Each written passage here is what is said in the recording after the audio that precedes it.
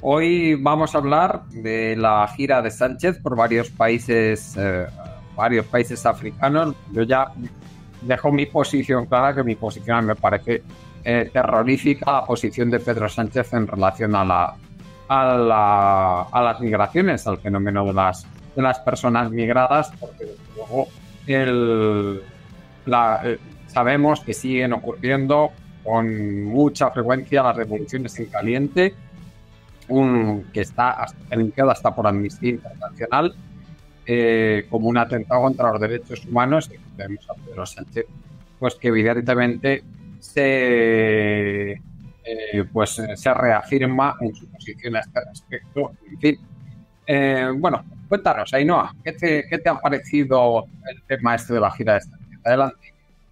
Bueno, ante todo quiero aclarar que mi punto de vista es un punto de vista de ciudadana que se trata de mantener informada. Yo vivo en el suroeste de España, por lo tanto estoy bastante cerca del condado de Huelva y de todos los campos de frutos rojos de Huelva. Y a mí me ha indignado muchísimo.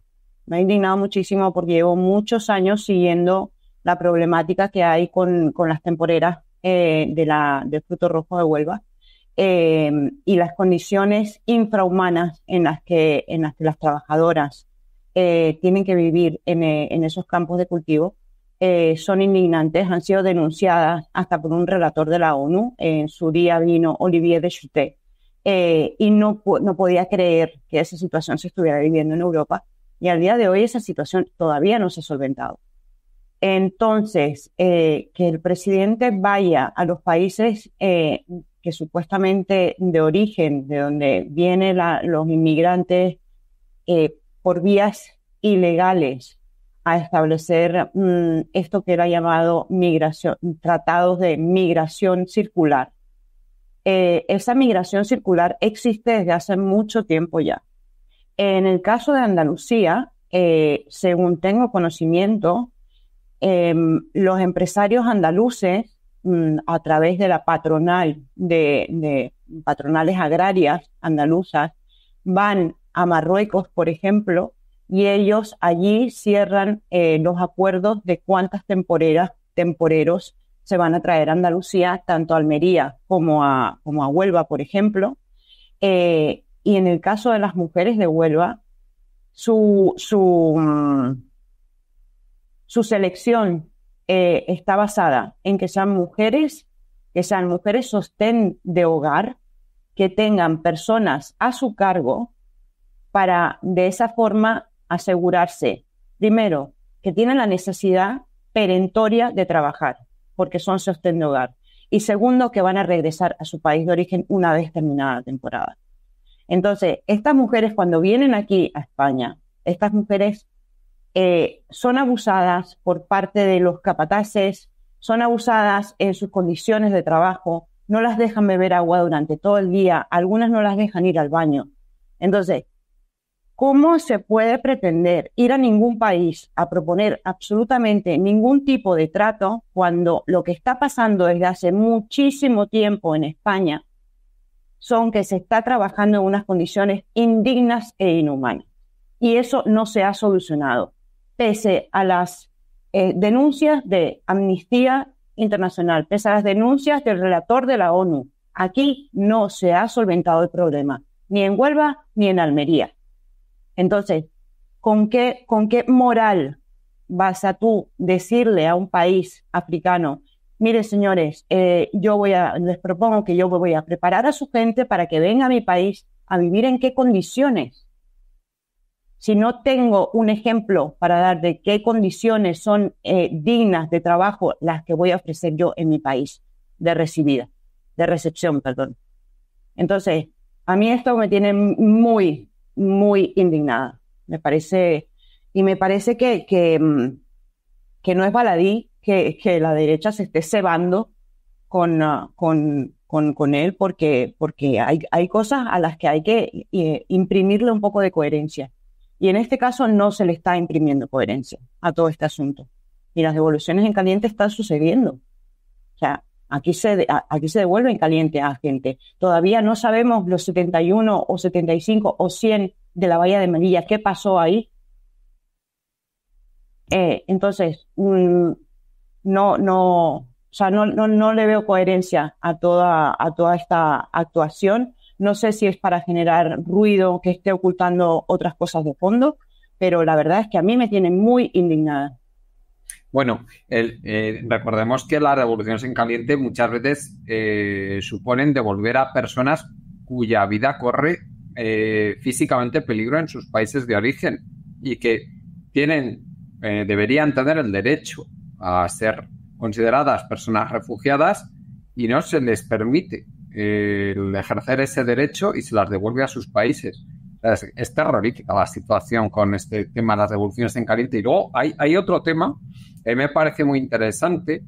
Estamos viviendo pues una auténtica oleada de demagogia por parte de la derecha, de todos los medios de la derecha, en tromba, y no digamos ya la extrema derecha, en relación al tema de las personas migradas, al tema de las personas extranjeras que residen en España. Estas acusándolas pues de tener una tasa altísima de delitos, de todo lo que se les ocurre, ya sabemos. Hay que tener en cuenta una cosa, que a mí me gustaría destacar, que en España, tradicionalmente, porque así ha sido nuestra organización social, recordemos que en España, para mí, el antiguo régimen como tal no se puede considerar que finalizara hasta 1975 con la muerte de Francisco Franco. O sea, era una sociedad que, como tal sociedad prácticamente estamental, pues es una sociedad que mantenía unas bolsas de explotación y de pobreza enormes.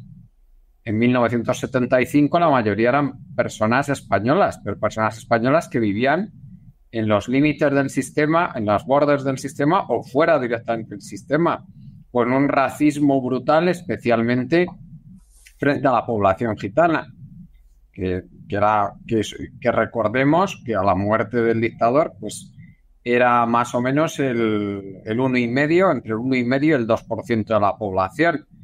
¿Qué ha pasado ahora? Lo que ha pasado es que todas esas bolsas enormes de pobreza que se mantenían para tener ahí unos recursos humanos para ser explotados y que estaban abandonados también por parte de las instituciones, pero que estaban ahí también como mano de obra a la que recurrir, mano de obra barata para ser explotada, pues actualmente, desde hace más o menos 3 décadas, han ido progresivamente convirtiéndose en bolsas de pobreza en que la representación de la población extranjera es cada vez mayor. Es decir, que la pobreza se ha ido volviendo cada vez más extranjera en España, pero sigue siendo la misma estructura social que arrastramos desde siempre en España. O sea, que no ha cambiado, seguimos manteniendo esa organización social en el que se mantienen unas bolsas de marginalidad y de pobreza enormes en España y eso tiene su función a nivel social para la clase dominante y ese problema no se ataca. Y que a mí me vengan con que si extranjeros no, lo que tenemos en España es un problema de marginalidad y de pobreza. Si se miran las estadísticas de pobreza, la representación de la población extranjera, muchas veces una pobreza muy feminizada, por cierto, que eso también hay que tenerlo en cuenta, es enorme. Y eso es porque muchas de estas personas son sistemáticamente explotadas, como tú has dicho, con unas condiciones laborales desastrosas. En fin. Bueno, José Luis, te paso la palabra. Coméntanos. Bueno, yo creo que has mencionado algo realmente definitorio, porque al fin y al cabo gran parte de la histeria que plantea, que pone encima de la mesa la ultraderecha y que ahora están comprando tanto la derecha como los socialdemócratas, incluso en el conjunto de Europa, porque reseñemos también que, por ejemplo, el gobierno de Olaf Scholz ha tomado toda una serie de medidas estos últimos días, están muy vinculadas con esa, o el gobierno socialdemócrata danés es uno de los que más está empujando en una deriva xenófoba, en una deriva contraria a los derechos de los migrantes, incluso estableciendo mecanismos que permiten generar una especie de limpieza étnica en las barriadas, diciendo que no puede haber más de un determinado porcentaje de población migrante en cada una de las barriadas de Copenhague, etcétera. toda esta dinámica de histeria, lo que explicita o lo que tiene detrás es un proyecto político, un proyecto social o demográfico, más que propiamente político, que yo creo que es evidente que es el proyecto de construcción de una sociedad del apartheid en el conjunto de Europa.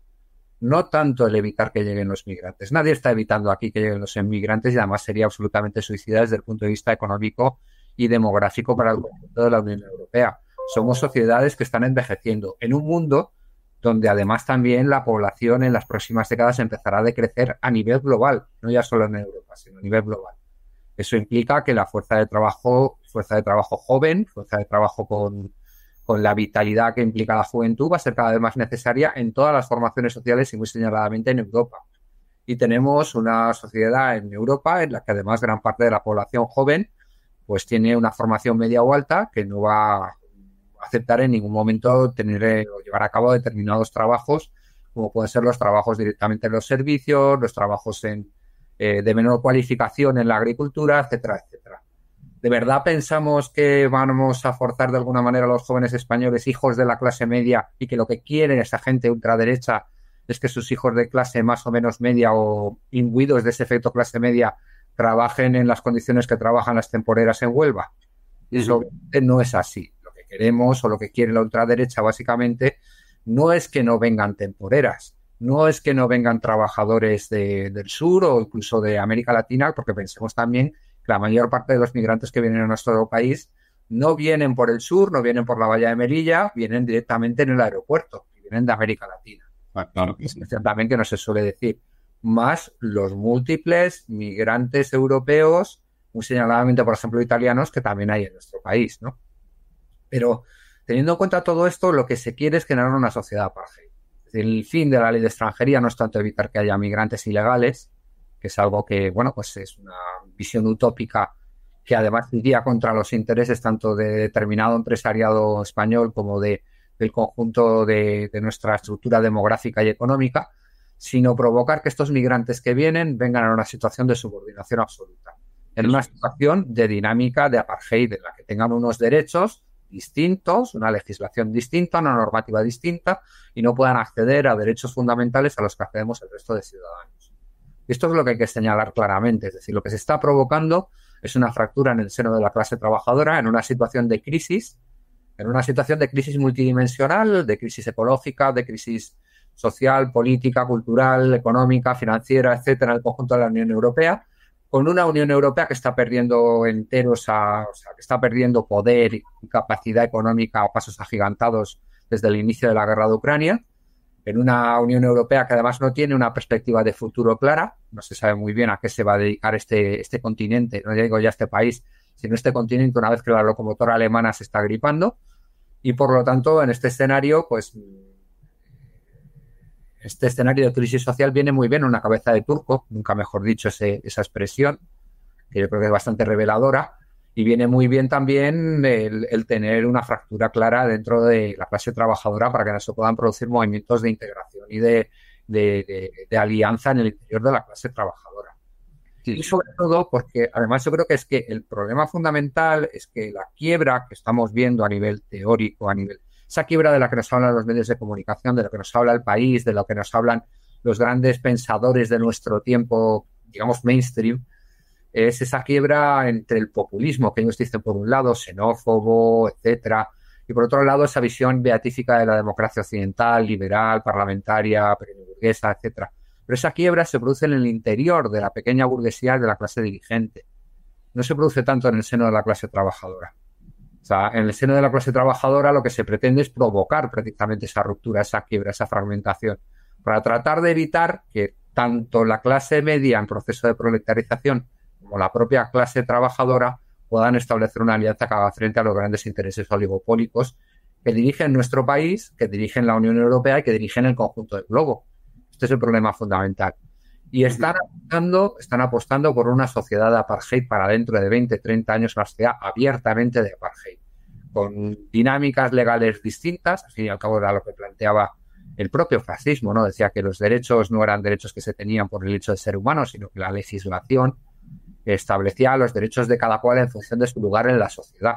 Y esto es un poco la visión jurídica que estamos en estos momentos recuperando, se está recuperando en estos momentos incluso por gente de la propia socialdemocracia, como pueda ser Pedro Sánchez cuando plantea estas cosas, ¿no? Es decir, cuando plantea que aquí van a venir trabajadores y trabajadoras que no van a tener todos los derechos que deberían tener como trabajadores y trabajadoras, que no van a tener acceso a todos los derechos que deberían de tener como seres humanos, que reconoce la propia Constitución como seres humanos, ¿no? Pues en este sentido estamos ahí. Y claro, todo esto además está en un contexto que hay que señalar una y otra vez, que es el contexto de que al fin y al cabo nuestra estructura social vive también del despojo y la devastación de los países del sur del mundo. Exactamente. Hay que tener claro, la huella ecológica de nuestra sociedad está fundamentalmente en África. La gran capacidad que tenemos también por medio de los mecanismos del intercambio desigual, por el que gracias al señoreaje del dólar y a la manipulación monetaria se consigue también que los productos primarios del sur sean mucho más baratos que los productos elaborados del norte y por lo tanto tengamos una relación de intercambio desigual que permite mantener en una situación de dependencia a los países del sur y por lo tanto en una situación también de subdesarrollo. Sí, José Luis, hace pocas fechas, vamos, pocos meses, publicó Jason Hickel con otros autores un artículo muy interesante a este respecto, un artículo académico, pero que habían hecho un cálculo de cuánto suponía la explotación de la mano de obra de los países del sur global en forma de flujos de riqueza hacia el norte global.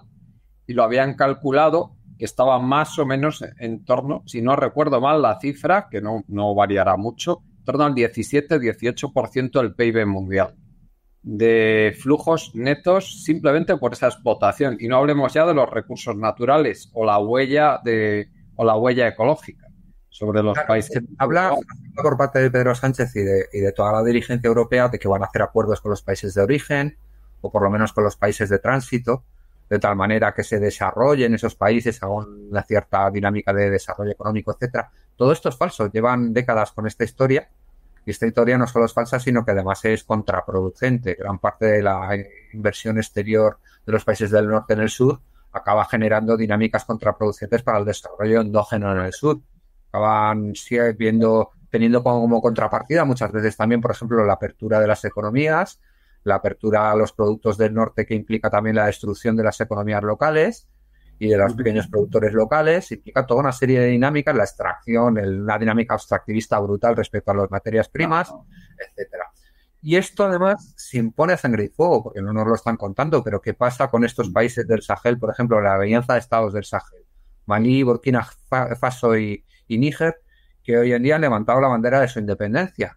Podemos decir que nos pueden resultar más o menos simpáticos sus regímenes, pero han levantado la bandera de la independencia. Han dicho, bueno, no queremos seguir dentro del Franco CFA, no queremos seguir dentro de esta dinámica de dependencia económica acelerada y queremos librarnos también de todos estos grupos yihadistas que han formado, que digamos que este poder occidental ha dejado de desarrollarse, porque eso es otra cosa que ha pasado también a nivel global. En un momento determinado, Estados Unidos apostó por el yihadismo en contra de los regímenes nacionalistas árabes y africanos y luego no pudo dominar ya el monstruo que había creado, que es un poco el problema fundamental. Entonces, en esa lucha nos encontramos con que esas dinámicas de independencia no solo no están siendo comprendidas desde nuestras capitales, sino que directamente están siendo confrontadas, se les acusa de mil y una cosas, se plantean como simples dictaduras militares, cuando realmente